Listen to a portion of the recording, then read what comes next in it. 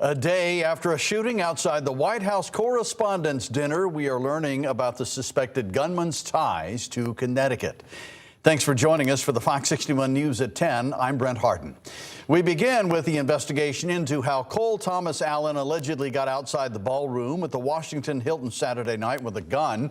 That investigation has spanned from New London, Connecticut to Torrance, California. Fox News' CB Cotton begins our coverage from the nation's capital.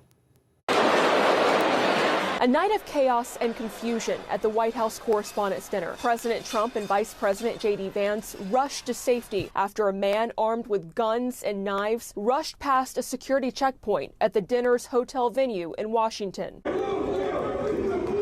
The president, first lady, and other senior cabinet members were unhurt. One officer was shot, but saved by his bulletproof vest. After the incident, the president attempted to ease tensions by cracking jokes. Nobody told me this was such a dangerous profession. But he also struck a somber tone, calling for unity and bipartisan healing. I asked that all Americans recommit with their hearts and resolving our difference peacefully. As for the gunman, he was taken into custody alive. The president revealed he is from California and had a manifesto. FBI agents raided what is believed to be his home in Torrance Sunday morning. DOJ officials say he appears to have acted alone, traveling by train from California to Chicago and then Washington, where he checked himself into the hotel as a guest. It appears he was targeting members of the administration, but I say that generally because that's all we know right now. We don't have any specifics beyond that. President Trump says the incident is proof a presidential ballroom is needed to hold secure events. But some Democrats say the focus should be elsewhere. Maybe this could be a moment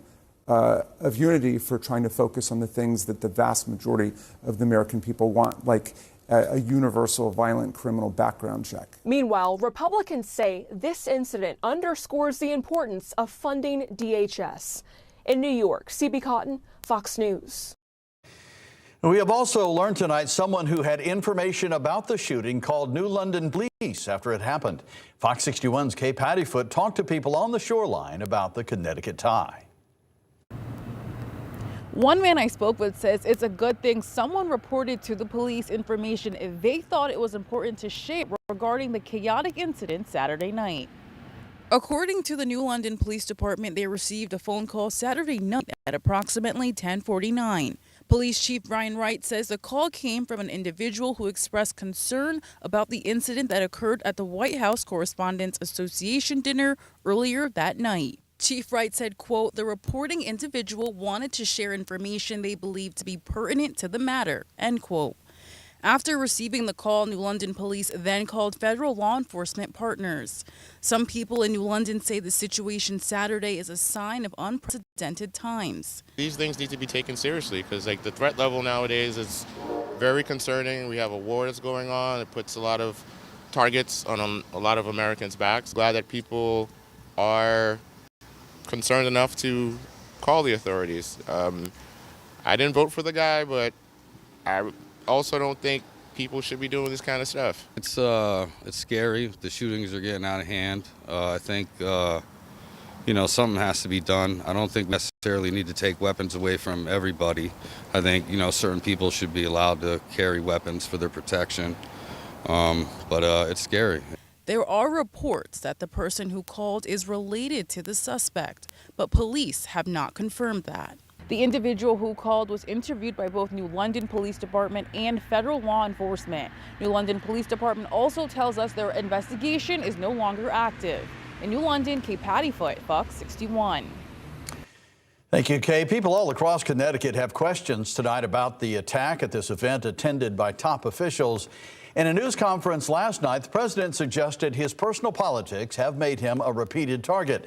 The other two incidents happened in 2024. Investigators say Thomas Matthew Crooks opened fire at a Pennsylvania rally last July, killing a spectator before he was shot by a counter sniper. And in September, Ryan Wesley Routh was arrested after prosecutors say he waited with the rifle near Trump International Golf Club in Florida. We spoke with people here in Connecticut to get their reaction to this most recent incident. He's doing a lot of decisions that are making people very upset to a point that they have to do that, which is very sad.